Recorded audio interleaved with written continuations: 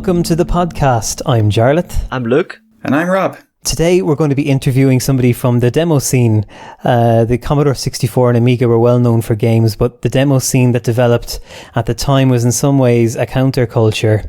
Rather than being commercially driven, this was a movement where creativity and technical ability were the currency, and competitions were judged on artistic merit rather than sales figures. ArtState was founded in 2009, and Andre Wilk is with us. Hi Andre, thanks for joining us. Well, hi guys, very nice to be here. You're based in New Zealand at the moment. Have you ever met Trevor Dickinson? Kind of, yes. I was working at the New Zealand Stock Exchange, and as you may know, Trevor Dickinson's on the board of a couple of companies. And on one occasion, I believe he was in a boardroom, and I was talking to this other chap from this company. And I wasn't actually aware at the time that was him. I knew that Trevor Dickinson lived in Wellington, but I had no idea of his involvement with businesses at the time, so I kind of missed out on the opportunity. I mean, it would have been great to catch up with him, have a chat, but it just didn't happen. Well, not really. So yeah, it's a small world. It is. So, Andre, what was your introduction to the Commodore machines, Amiga? When was the first time that you see it? Oh well, that would have been a very, very long time ago. Probably, I think it may have been 84. I think it was 84. I had a Commodore 64, C2N tape deck. I had a 1520 printer plotter. As far back as that. And then later I got into the Amiga. But the 64 is where I got the interest into the demo scene. I had a friend at the time, Simon Plum, who used to write, I think, a column in Computer Shopper magazine in the UK. He had some contacts at the time that used to, trade, mail trade, and used to get like the demos. And there were a lot of demos basically from the CompuNet service being spread around through the mail scene as well. So, I used to visit my friend. He would transfer some of these files from disc to cassette because I was a lowly tape user at the time. And I just was basically hooked from that point on. I was just absolutely in awe of all these, graphics, coding effects and music. It was just amazing, and I've basically kept with it ever since. Basically, coding wise, I tinkered a little bit in the very late 80s, but not really much success. And then I got my Amiga, which would have been in August 89. I went to Digicom Computer Services. They were based in Milton Keynes. A friend of mine drove me there. Picked up the Amiga 500 10-star pack for the, I think, quite a good price at the time. £389 is what I paid.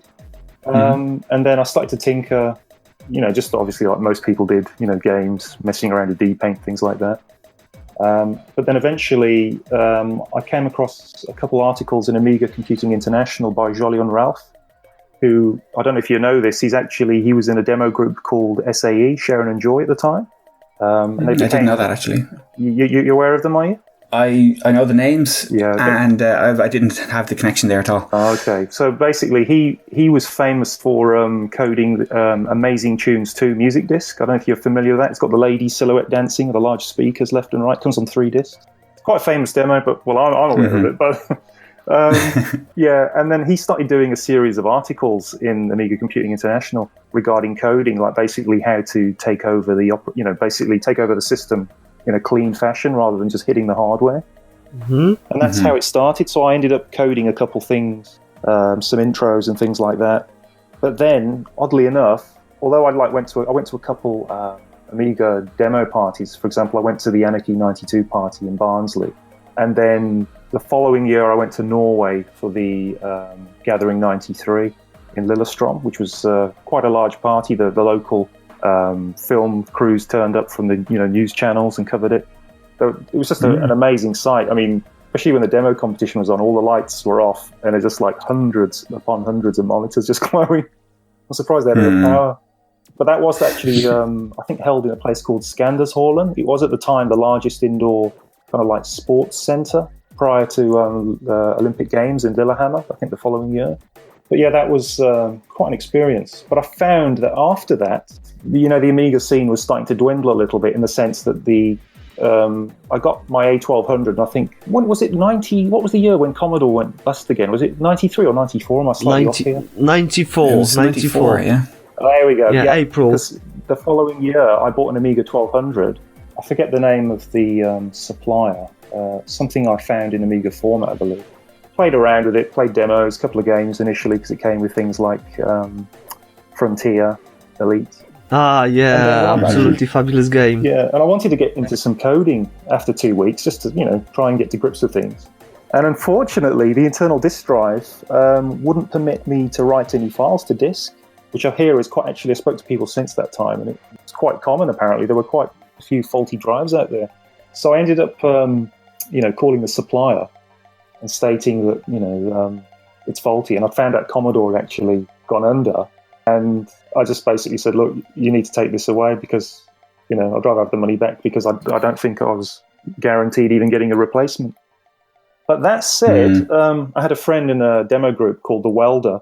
He was a member of a UK group called Divine, which, are you familiar with Hoffman, the musician? Yes, he goes to a lot of the, Well, he was in that group as well. In fact, I was a member of it briefly. He actually lent me a spare Amiga 1200 with a hard disk. So I was able to work on a couple things at the time. And he lent it me, I think, for about 2 years, which was quite nice of him. He forgot, actually. But yeah, that was, my introduction, basically. All things Commodore. And I've basically held on to it. I mean, I'm actually doing a lot of code now on the 64. I've been basically doing the Modular Sound series, which is basically a music collection, but I've tried to make the graphics in an Amiga style, but on the 64. Mm-hmm. And the music is basically Amiga modules that have been rewritten natively on the SID chip itself, and they're actually to a very good standard as well. So I'm on issue 10 now, and every issue there's an Amiga tune which has been converted on the intro, and then the main selector screen has an additional 5 tunes. And I think I've got enough music now for perhaps another 5 or 6 episodes, I believe. I've got to say hello to my friends in the High Voltage SID collection because they're the ones who provided me these tunes. I was actually a member of it for about a year, HVSC, which was good. But I keep in touch with them, and there's so many tunes there, and you can search for them, and that's where I can't collect them from. Good stuff. So you were based in the UK at the time? Oh yes. I've only been in New Zealand for just over 10 years now, but we've actually got plans on returning perhaps middle to late next year. I see. When you got your first Commodore in about 1984, what was the scene like? It was around Milton Keynes, or is that where you were based? It was Birmingham. Okay. Yeah, I bought it from Milton Keynes, but my friend kindly drove me from Birmingham, very kind of. Right. That is very kind. Yeah. Were you involved in much of the Commodore scene then in the local area, or? Well, only with a couple local contacts. I mean, it was quite amateurish then. It was basically, people were swapping files, on tape back then, a lot of us. Yeah. But my friend Simon, he was quite lucky to have, a 1541 disk drive. He would get stuff from some, local chap that was a member of a group called Lads, which was Liverpool and District Spreadpoint, and they used to swap stuff all over the UK with, various people. Right. And then, I'd visit my friend Simon, and then, you show me the latest demos, whatever, and transfer them with this, I can't remember the name of the software now. But you'd transfer them to Tapeform, which was very kind of him. And so it was quite small, I guess, in a sense, because not too many people, I think, were aware of the demo scene, or even the CompuNet service that was, set up with an initiative with, I think, British Telecom and Commodore at the time. And, and that basically allowed people to upload demos. I mean, it's, for example, people like Rob Hubbard and the like, people like Bob Stevenson, who was a graphics artist, did work for System 3. They all kind of hung out on this online community, which unfortunately I didn't have access to. But I used to get the fruits, as it were, from that passed down. And amazingly, people were spreading those things, and it was absolutely an amazing time. I mean, it's incredibly creative. So, but the scene itself in that particular area, people were mainly just, swapping games and things. But I was more fascinated by the demos, to be honest. Yeah. And today now, do you have a preference between the Commodore 64 and the Amiga, say? I think I've got equal love. I mean, I've dedicated a lot of time to them, and there's a lot of memories there. So, it's something I don't think I'll shake off, really. I am doing a lot of stuff on the C64. I think I had unfinished business, so I've been trying to basically try and make some 64 stuff look a lot crisper by using like high res mode and using lots of sprite overlays to get around the fact that we don't have bit planes on the 64, things like that. But I bring my love of the Amiga to the 64 because I'm trying to kind of emulate some of the looks. I mean, some people have said, "Oh, your stuff looks like Amiga." I've got some other projects I'm currently working on. They'll take a bit of time, but again, they use kind of high res mode and sort of ideas from the Amiga in them. So yeah, equal love. Good. Right. For people who might not know, what would be a brief definition of a demo, in your opinion? Well, normally, a demo generally is just basically someone showing their coding prowess or their music or their graphics, and sometimes all of them. Well, normally most of them are all combined together at the in the same package. But I mean, in the early days, it was very much a case of a bitmap drawing, a scrolly message. And that was about it in the music, but it wasn't very... There weren't too many things going on. I mean, they may have done things like opening up the borders, which is a trick where you have to kind of trick the hardware into, allowing sprite data to be visible in that space. Yeah. But yeah, generally it's... some people, it's competitive. I mean, people make demos to compete against other groups and say, hey, that's cool, but we can do better. But with me, I'm not up there in the lofty heights of the top groups or anything. I mean, I code like smaller productions, but I just do it for the fun, as they say, not the glory. Okay, so how did the Art State group form, and how did that all kick off?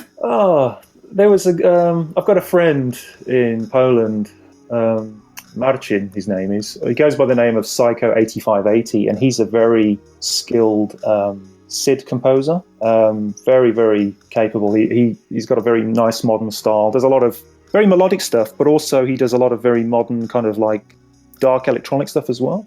And I think it was his initiative, basically. There was a couple Polish guys that he knew, and they sort of came together.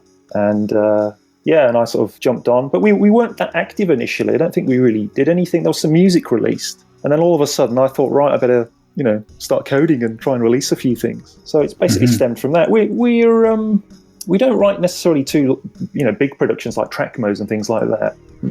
A lot of the stuff is based around music, to be honest, because one of the groups that some of the members are in is Multi-Style Labs, and they basically try and push the SID hardware musically. So we've released some music collections. I mean, recently I did a music collection for Psycho 8580 called The Sentinel, and it had quite a kind of dark electronic kind of feel to it. Yeah, it all stems from that. It's mainly music, and I chuck in my design in there, and it's been well received, which I'm quite happy about.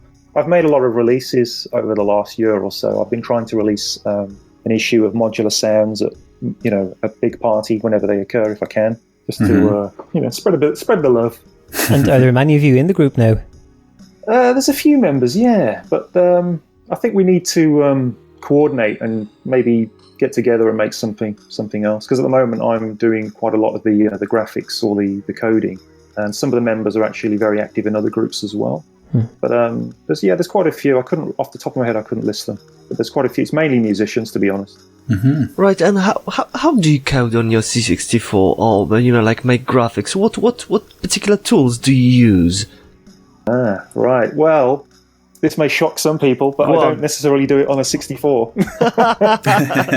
Oh, there you go. Yeah, but I'm also kind of middle of the road, because a lot of people will use cross-dev environments where they have, for example, either a PC somehow hooked up to an actual real 64. Yeah, I've heard of that. But then other people have actually used like editing environments, and they will send the code to, for example, WinVice.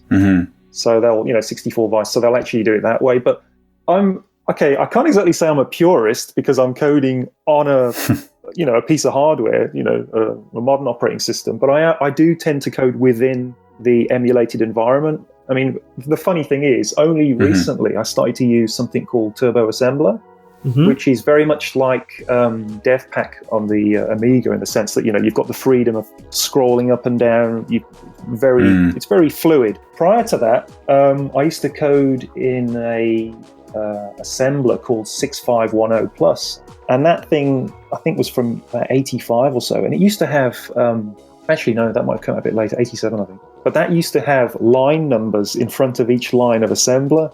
And I used that thing for years, and I was quite comfortable with it, but it started to slow down when my code got longer and longer, and I thought, well, this is getting quite painful now. So then I eventually thought, right, I've heard of Turbo Assembler from whenever, but I just thought one day I'll just start using it, and it's really helped. It just really helps with the speed of development, really. But other than that, oh yes, the other things I use are things like Project One. So I can, for example, draw graphics in a 64 mode, but use like a Windows-based editor. Unfortunately, the side effect of using that editor is there was actually a bug in it. So when you export the high-res bitmap mode, it's actually inverted. So I had to write some code to flip the upper and lower bytes for the graphics data, because at first I was scratching my head thinking, what's wrong with my code? But so I use tools like that, but not too much really. That's about it. I use a very old copy of Paint Shop Pro 4.15 Special Edition, which was an actual freebie given away, I think, on the front cover of PC Format in the mid-90s or so. And I just use that with very basic, as I say, resolution and also color depth as well. And that's all I use really, other than a few 64 native graphics editors. But yeah, that's about it really. So nothing too advanced. And so typically how often do you have a release? Well, recently it's been about every month to month and a half, I think, in the last year. I've been trying to... all right. I might be slightly off. It's about 2 months, I'd say, because I've been releasing modular sounds at some of the big parties. I visit demoparty.net. I'm not sure if you're familiar with that. It basically lists all the schedule for all the global copy parties or demo parties. Yeah. So I look through them and I see the one that I like, and I think, yeah, I'll try and fit that in, and I just try and compile a new episode of issue of modular sounds and release it at that time. So you try to synchronize to the shows. Yeah. I mean, for example, I had quite a bit of coverage at Datastorm, not the Datastorm that occurred, I think, summer. I've got to get used to these different time zones now, because of course everything's changed. We're like in spring now, and you're going into autumn, I think. Yeah. So, but earlier in the year, there was another Datastorm party, and I asked Hoffman if he could spread the release for me there, and he happily did. I mean, he picked up the file at the hotel, and they kept on playing it repeatedly at the party. So, for example, in between all the talks and presentations, every time I was watching the feed, you just see the ArtState logo in the background, which is quite nice. Right.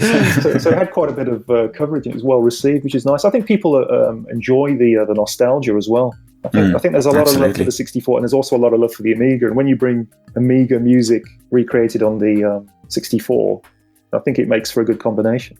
Absolutely. And what's your life like outside of ArtState then?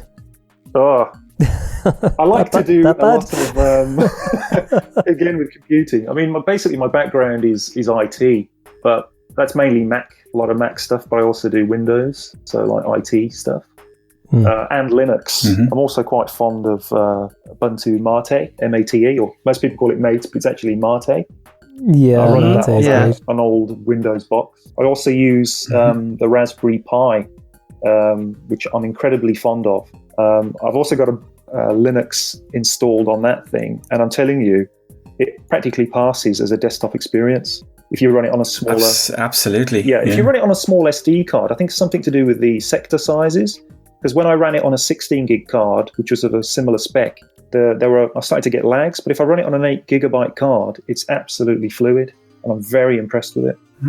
But there's another thing I do with that though, of course, and that's Amibian. Yeah. You familiar with that? Yeah. Yes. Absolutely.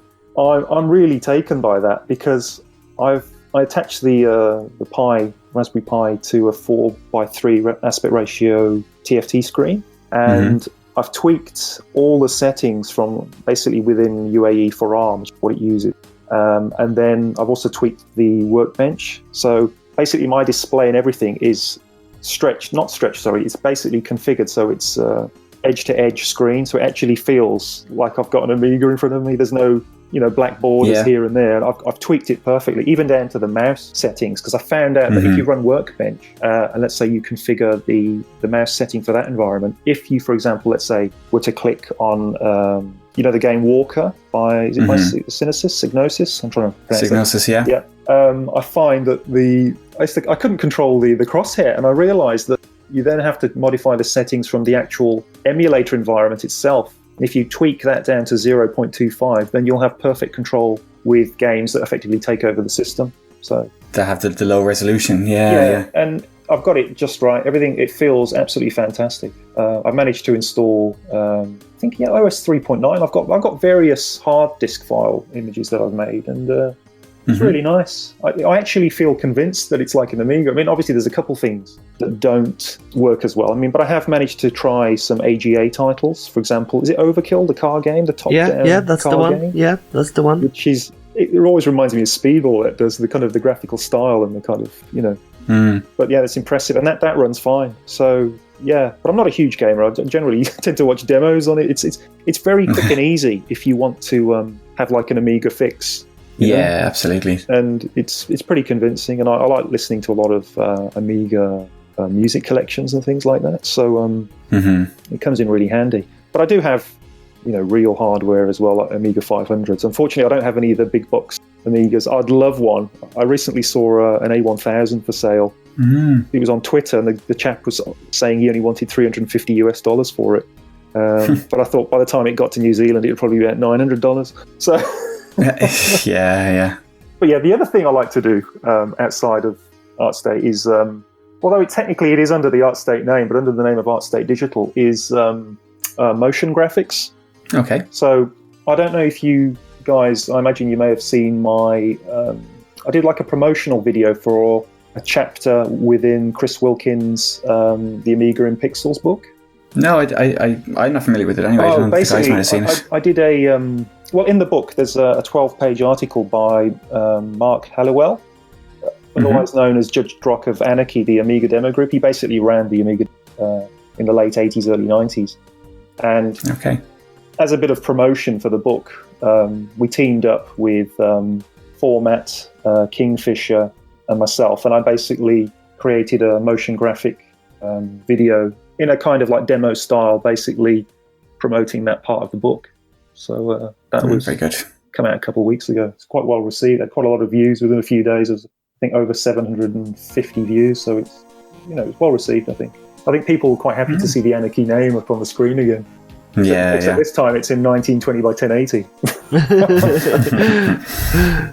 So yeah, I do things like album covers. I've done some album covers for my friend in Denmark, Sid Wave, who's both a 64 musician and also a real synth-based VST kind of guy. I've done some promotional stuff for some DJs in the UK and some music kind of visualizations and things like that. So, but that's the kind of area I'd like to kind of move into ideally. I mean, IT is great, but it can be a bit draining, especially in high-pressure environments. Absolutely, So that's what I do. Very good. What were your influences in the early days? Regarding what, the demo scene? Or? Yeah, demo scene, yeah. Well, I've always been fascinated by Andrew Braybrook's visual design for his games, particularly things like Morpheus and Intensity. So that very clean, kind of futuristic look. I think I've borrowed from that in my designs over time. But I've always been kind of fascinated by that kind of sci-fi look, very clean, futuristic. But other than that, it would be a lot of the artwork of Bob Stevenson, who used to do the, as I said earlier, graphics for games like System 3 and things like that. But there was, because in the CompuNet era, Bob Stevenson's also famed for drawing Tutankhamun picture, which was, the one that was used on the Amiga at the time. The old deluxe paint. Yeah. Yeah, Bob Stevenson was famed for basically recreating that on the Commodore 64, and you know what? He did a pretty good job considering. Oh yeah. Yeah, because the pixels on the 64 in that particular mode, multicolor mode, they're twice the width. So he did a very good job. I mean, my code or graphics, I tend to do it in 320 pixels across by 200 high, which is like I think the native kind of the Amiga resolution when you're in DPaint. Assuming you're not using the full, just like the NTSC kind of size almost. Yeah. But yeah, things like that, all that early CompuNet demos, the music, obviously, Rob Hubbard, great times. That's always stuck with me. Actually, matter of interest, Abertay University, they were just recently running a course on computer game music design from the early days all the way to the current times, and I've just actually finished that yesterday. That actually covered everything from the VCS, Spectrum, and the Commodore 64 and onwards, and it basically showed how music on those platforms and how, for example, the Commodore unleashed, kind of like, because it was effectively a synth, the SID chip, effectively unleashed the ability for musicians to have greater creative freedom. And then, of course, the Amiga came, and that was covered as well, which was fantastic. So it was really nice to see that that's been recognised and covered. Fascinating topic. I've actually, in the forums for that course, I've actually provided a lot of links, for example, to Commodore 64 playing sampled mixed sound at a very high bit rate, or very not high bit rate by modern standards, but for the Commodore 64, very clear audio, high frequencies.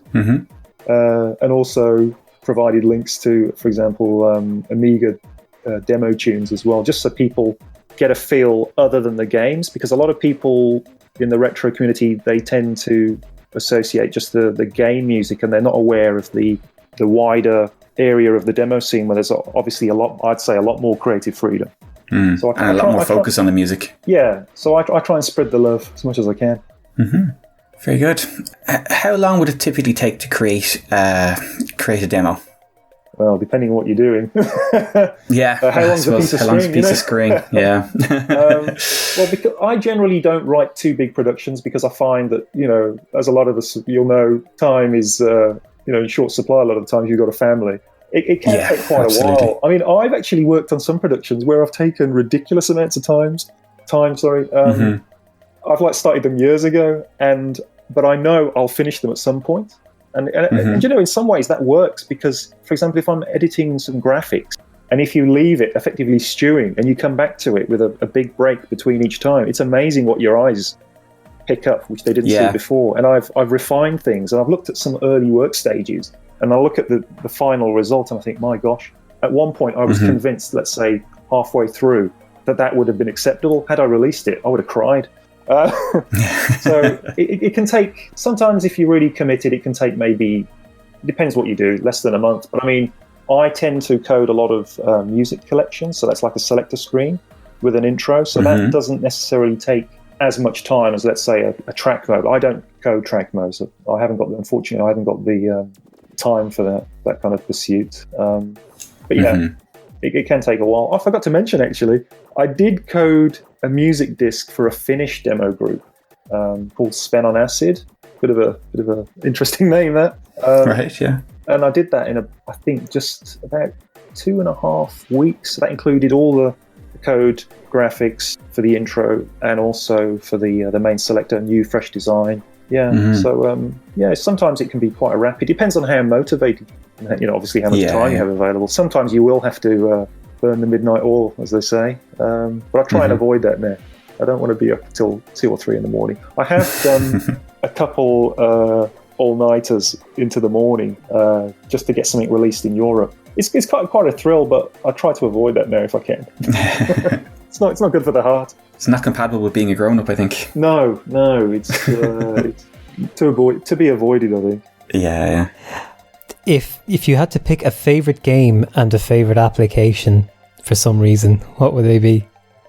Can I have more than one? You can. I guess. Thank you very much, sir. We're generous.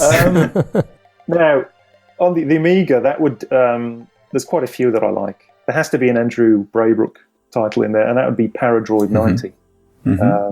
And also the follow-up Uridium 2, of course. And I'm a huge fan of Battle Squadron, particularly the music by Ron Claren, and also the first game in that kind of Battle Squadron series, which was Hybris.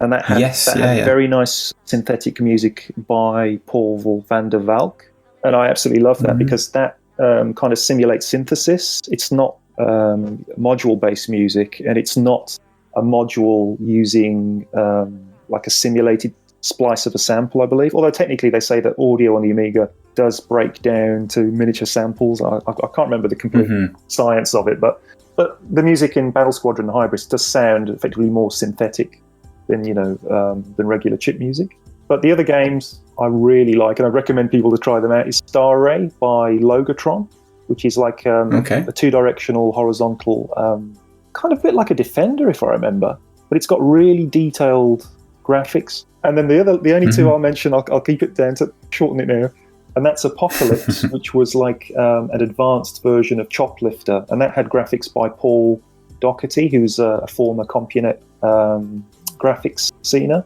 and then of course Cannon Fodder series. Oh, of course. Fantastic. And what about applications, or is it just all about the games? No, it's not about the games. No, I mean, I do like games, but I will play them very occasionally, but no, it's not all about the games. I've got a lot of memories associated with them. Regarding applications, I'd have to say HiSoft Def Pack Assembler. Yeah, so that's brilliant. D-Paint 2 and 3, obviously for pixels drawing. And then fantastic utility by the Kefrons demo group, which would be IFF to RAW. So that basically convert your bitmaps into a more usable format for your code. But yeah, I've got to remember it. I don't particularly work in it, but I like to use it, and that was AHX. Okay. And what was AHX for people who it used to be called aware? THX, but then they had some legal difficulty from a certain large corporation. And I can imagine. Is a kind of synthetic module type editor, and they create a really, really nice synthetic sound with that on the Amiga. There's actually been a follow-up since then called Comeback Tracker. I recommend you load up YouTube, type in Comeback Tracker, and you'll see the next generation. Unfortunately, it's not powerful at this time to run on an Amiga, but it's being coded on a PC for high-end machines, and that's fantastic. Okay. Right. What about demos? Do you have your favourite demos outside of your own? I have a few favourite demos. Go on. Name them. I've got a few, but okay. They're probably not the run-of-the-mill demos that people generally refer to, like Enigma by Phenomena, although that is a fantastic demo. Spaceballs, state of the art, Oh yeah, all that kind of stuff. They are great. For example, I would like. Have you seen Voyage by Razor 1911? I haven't, to be honest. Well, you're in for a treat because there's some serious blitter manipulation going on. There's some really impressive stuff. It's also got an incredibly amazing soundtrack by Codex, so Mantronix and Tip, which you've got to hear and see. It's very impressive. Another demo I like is Plastic Passion by Upfront. I know the group, but I haven't seen the demo as well. Go on. That's very nice. It's got some actually quite impressive effects. Now, the other things I like, because I like my music collections, that would be Chip Music Festival by Magnetic Fields. And that has something called Future Composer Music in there, which was, again, a sort of synthetic style, but it could incorporate with sample sounds in conjunction. And that was based on the routine from the Atari ST, if I remember correctly. They basically, a group called the Superions, they hacked it and made an editor for it for the Amiga so they could recreate the same kind of sound and maybe expand on it on the Amiga. The remaining two I like is Amazing Tunes 2 by Sharon and Joy. Highly recommended music collection. Comes on 3 discs. Beautiful music. Really nice interface. And then there's actually 2. Crystal Symphonies 1 and 2 by Phenomena. And Dizzy Tunes by Noiseless and the Silence, which features music. Yeah, this one is one of the best, I think. Dizzy Tunes. Yeah, they did a follow-up as well, Dizzy Tunes 2.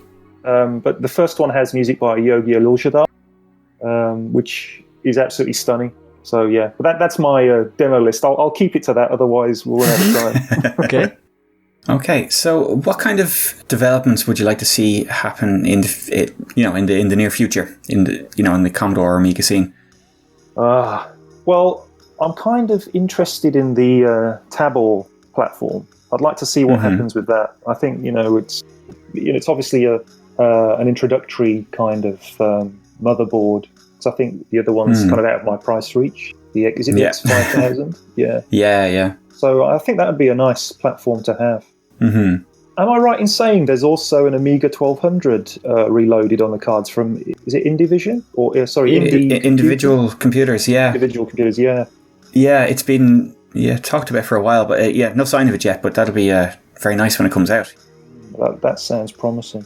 Yeah, because it has the original chips in it as well, of course. So it's uprated buses and RAM and all that, but still with the original blitter and the original custom chips. Yeah, so I think that's what I'm kind of thinking would be great developments. And I think the work of Trevor Dickinson is fantastic. I mean, the way he's obviously supporting, for example, the events, like he went to AMI Party in Poland. He's obviously going to be, I imagine, going to the Amiga Island soon. Yeah, he was at ours last January as well. Yeah, I actually saw part of the speech this morning when the cake was brought in. Yeah. There you go. Nice to watch. But yeah, I'd like that to those kind of things to come into effect. I think I'll be quite happy about that. I mean, obviously these vampire solutions as well are incredibly promising as well. And also, if I'm not mistaken, the next generation will be a standalone board as well. Yes, I believe so. And and on that, have you looked at or thought about taking advantage of that, because they have sort of an uprated AGA setup on them, or that's what they're working towards anyway. And do you think that might be interesting from a demo perspective? It depends on how you could communicate with it. I imagine that wouldn't be true 68,000 code though. I'm not sure if there's some kind of translation that occurs, because that's running on a... Well, they have a few extra instructions on it, all right, but that basically how they're adding extra registers to the standard AGA registers. Oh, so it's native. It will technically support effectively a Motorola chipset instruction set then. Yeah, an expanded chips instruction set. So it's effectively like a Amiga. Continuation of the Amiga. Yeah, I think I saw something mentioned it was going to be like an 080 equivalent or something. Yeah, that's what they're calling it. Yeah. Yeah. So that could be that could be interesting for sure. Right, and do you go to any retro events, or do you have intention if it comes to going? Oh, I have intention to go, but being in New Zealand is a bit limiting. I mean, there is actually a party that occurs in Australia, and that's the Syntax that's right. event. I mean, I've contributed like an intro at one of the parties, because I just like to, put the name out there, contribute, in a the kind of community spirit. And I also 1 year released another Modular Sounds release there, and I was watching the stream and they were saying, ArtState Digital, can you please come to the mic? We've got a few questions. And I was thinking, well, I'm not even there. But it was nice. It was nice that it was well received. But yeah, basically, as I say, the plan is to come back to the UK either the middle or late next year. And I think I'd like to potentially go to Nova Party, which used to be known as Sundown event. Hoffman normally visits that. I'd like to catch up with him. Yeah. There's other demo sceners that, go old school demos. But yeah, and also I wouldn't mind going to some of these Play Expo events. I hear about them. I know people attend them, but unfortunately there's no way for me to get there. But yeah, so I've not had much luck in the way of going to any retro events here. I'm not aware of any. There's a couple of people that are known for like the Amiga in New Zealand, but I've tried to reach out for them and I've heard nothing back, except one chap. There's a guy called Tezza that you may have seen on YouTube, who has like a large collection of kind of retro hardware. But we exchanged a few emails. But he's based a few hours away from where I live. So yeah, it's going to have to go on hold until I come back to the UK, I think. If that works out, you might see me in Poland. I'd love to. You never know, maybe even in Ireland as well, so that'd be nice. Absolutely, you'd be most welcome. Thank you very much, I'd love to do that. Okay, so you've posted a few links recently to some mods on Amiga Love. Oh, yes. But in particular for spell amelioration by Uncle Tom. Yep. Tell us about how the sounds were created for that. Well, that's... I mean, I'm not an expert in the sense of I don't create modules myself. Okay. Those are sampled sounds, basically processed and edited within, I imagine at the time it would have either been Soundtracker or ProTracker. Mm-hmm. So that's the environment that those would have been created in. Manipulated with the instructions that you can, as it plays real time, they can manipulate the effects on the sound. But all those links that I provided, especially the first one, which was Physical Presence by Yogi Aluljadal, which is one of my favorite modules. They're all created in either Soundtracker or ProTracker, and normally very small in size. I mean, I think a lot of people who are outside of the demo scene or have no knowledge of the Amiga, and they'll listen to these modules, and then you say to them, "Oh, by the way, that's like 156K or 220K." Their brains fall out of their heads. They just can't believe it's even possible.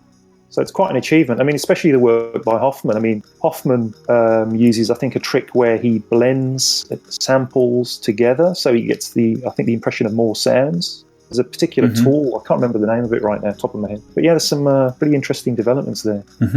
Oh, did you see the last link, which was Back Again by Format? I didn't. No. That's worth checking out. I actually tweeted the YouTube link to that so people could see it playing. I mean, that was actually released by Format in 2003. But it's an absolutely incredible piece of chip music, very emotive music. It's just wonderful. It goes on for quite a while as well. Highly recommended. Absolutely, I'll check it out. Right, I've got another, a technical question. Is there much difference between coding on C64 and Amiga? Oh, yes. Yeah, go on. There's far more data registers and address registers on an Amiga. Obviously, you've got all that custom hardware at your disposal, like the blitter, for shifting large chunks of information around. 64, is quite limited. You've got your accumulator, X and Y register, some commands for exchanging the values between them, maths type commands. But on the C64, I was always told, never perform any calculations. If you're going to do something, do it on a table, use an offset, calculate into a table, and that's, very good. And the other thing, obviously, on the Commodore 64, people tend to have what they called unrolled loops, where they don't have like a counter saying, repeat this section. Because if you were to have that code in there, constantly checking, are you at the end, you're taking cycles away, and the 64 has only so many per frame. So the idea is you just have all those instructions either generated with your code, filling up the memory, so it's just a continual stream of instructions to, obviously speed things up. I mean, obviously that might be a good way to go on the Amiga as well, need the time, but obviously you've got considerably more power on the Amiga 500, for example, which there have been a lot of very nice releases of late. I've actually not coded on the Amiga for quite a while, but hopefully, this might be a bit unrealistic, but I was trying to do some Amiga releases this year, but I've encountered a slight problem, and that is I had some discs with all my code and games and things like that, and I left them in a large plastic tub in the garage. The garage, seems dry, but because I live about 225 feet above sea level, not too far away from the sea, I think they may have suffered as a result. Oh dear.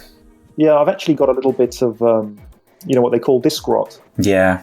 But thankfully, I found a way of cleaning it off. It's very time consuming, using an earbud and then cleaning. You can use alcohol, or you can use a very slight bit of moisture. Probably not recommended. Alcohol's probably better. Yeah. And then you basically just dry it off. If it's alcohol off, obviously it'll evaporate. But you have to do that both sides, and you have to turn the disc from the spindle and rotate it. And that's actually what caused one of my A500 discs to malfunction the other day, and I tweeted about how to resolve that because the crud or the grime will accumulate on the read head. On the heads, yeah. And because it's so close, it sounds like someone's running their fingers down glass or a blackboard with chalk.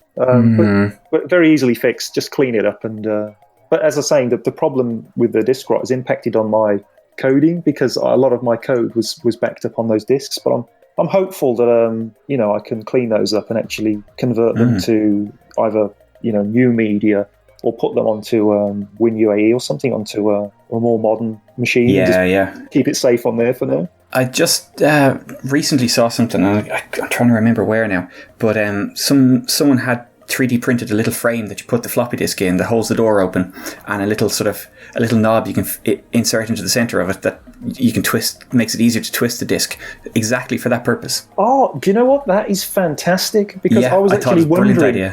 Because I was wondering, has anyone ever come up with an idea to do that? Because the only thing I actually tried that's similar to that was use a piece of blue tack. Yeah, absolutely. It's a bit of a low-tech solution, but it kind of worked. Yeah.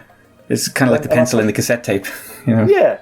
So, but that could work. You should. Thanks for that. Thanks for absolutely. No problem. But yeah, I only saw it there a couple of days ago, and I'm trying to remember whether it was on Facebook or on one of the forums or something. But anyway, I'm sure you can find it and get them to send him a few quid and he'll 3D print you one, I'd say. I'm sure. Oh, that'd be good. Yeah, thanks. Yeah.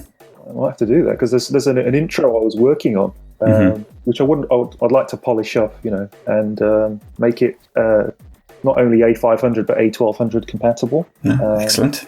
And then get that released at some point under the ArtState name. That'd be nice. And there's also a music collection. Actually, I started a very long time ago. In fact, I started it in the 90s.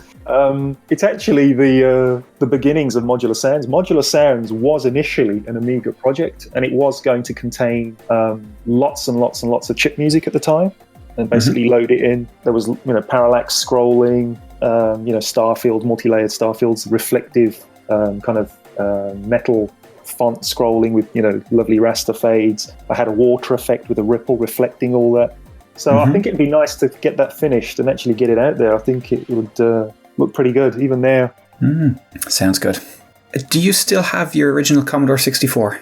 I do indeed, yeah. Oh, excellent. I tweeted it a few months ago. It's because at the time, and also later when the Amiga came out, there was a lot of Amiga kind of like wanting. And as a result, I cut out these Amiga ticks and I put them on my Commodore hardware. So I had like the Amiga tick on my Commodore 64. And I also had an Amiga tick on my C2N deck, which also still functions fine. I used that recently because a friend of mine, Mark R. Jones, he used to work at Ocean Softwares to do the graphics. I can't say I do now. All right. Well, he did the graphics for things like Total Recall and things like that. Right. But yeah. As a favour, he tweeted asking if anyone could record their copy of a game back onto a C15 cassette, which he then hopes to transfer and reinstall into the original case of his real copy, because unfortunately he bought it off eBay and it's been snapped in the middle.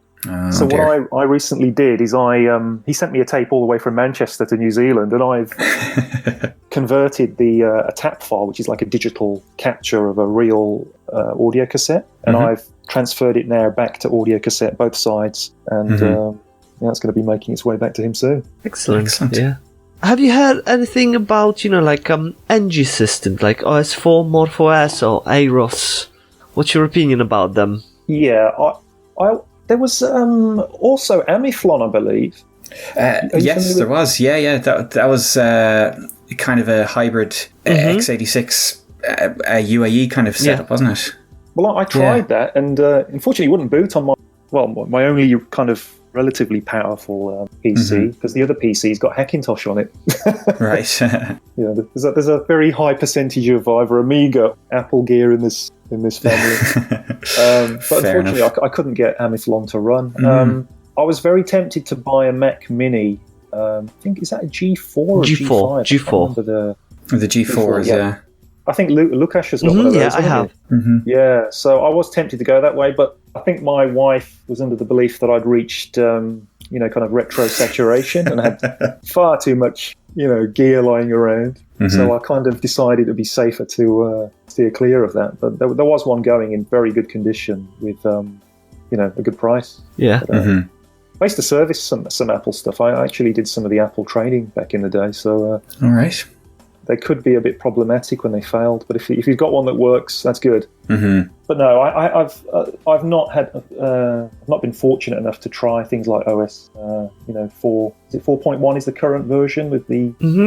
Yeah, that's basically it. Yeah, I have been following it. Obviously, like I've been watching Amiga Bill. He did a video on the process of installing it, and I was quite interested in it. But I think he's installed it on an emulator. So, Yeah, it'd be nice to try. I'm looking forward to that. I mean, if I assume that will run fine on a Tabor system.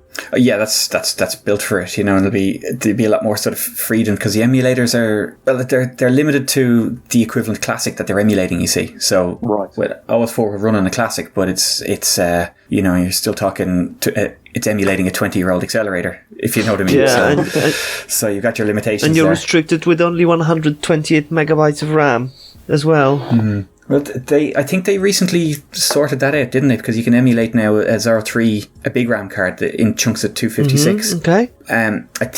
I think that's sorted, but anyways, you have to work around it effectively. You can't just say, "Well, there's 2 gigs of RAM."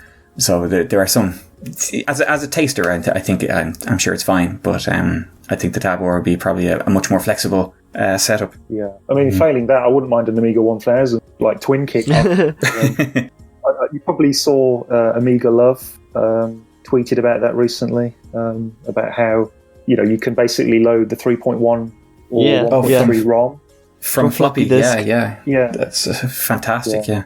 I was also because I've got quite a good memory from the demo scene in a historic kind of way, and there was also a similar solution released in 1989 by Razer.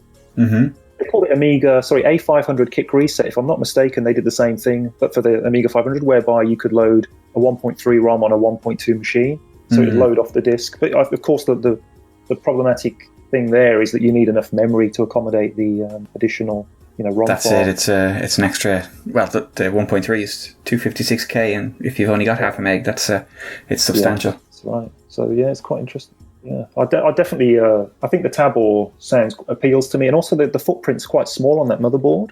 Yeah. If you get a small case, you can have a reasonable. Now, it's not as small as a Mac Mini now, but yeah, it is somewhat more friendly than an enormous tower case.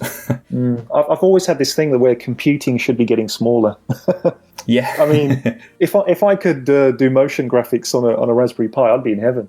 Yeah, but it's not going to happen at the moment. I've got Hackintosh for that particular purpose. Mm-hmm. Fair enough. And our last question now: what's your favourite memory from Commodore and Amiga over the years?